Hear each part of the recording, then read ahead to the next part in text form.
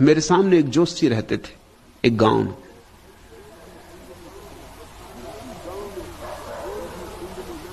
जिसकी गांव में कोई भी कुंडली ना मिला सके विवाह इत्यादि के समय, वो उसकी मिला देते थे। मैंने उनसे पूछा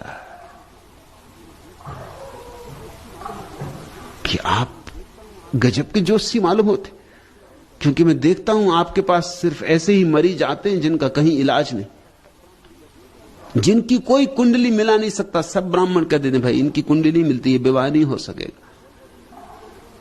उन्होंने मुझसे कहा आपसे क्या छिपाना, जो फीस चुकाने को राजी, हमें क्या लेना देना कुंडली से, हम मिला ही देते। फीस चुकाने को राजी होना चाहिए, फीस हमारी ज्यादा है। जहां दूसरे 1 रुपए में मिला देते, वहां हम 5 में मिलाते, मगर हम ऐसी मिला देते हैं जिनको कोई दुनिया में ना मिला सके।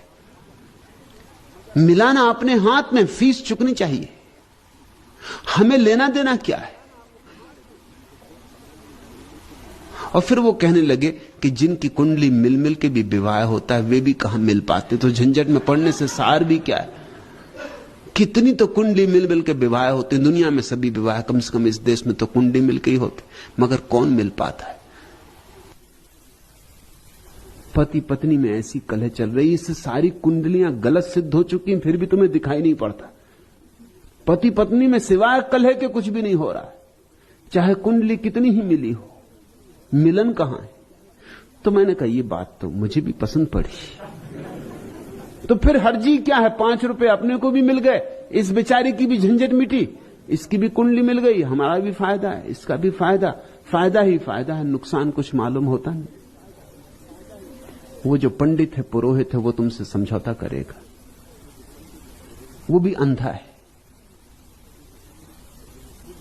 और यही अड़चन है, मैं तुमसे समझौता नहीं कर सकता।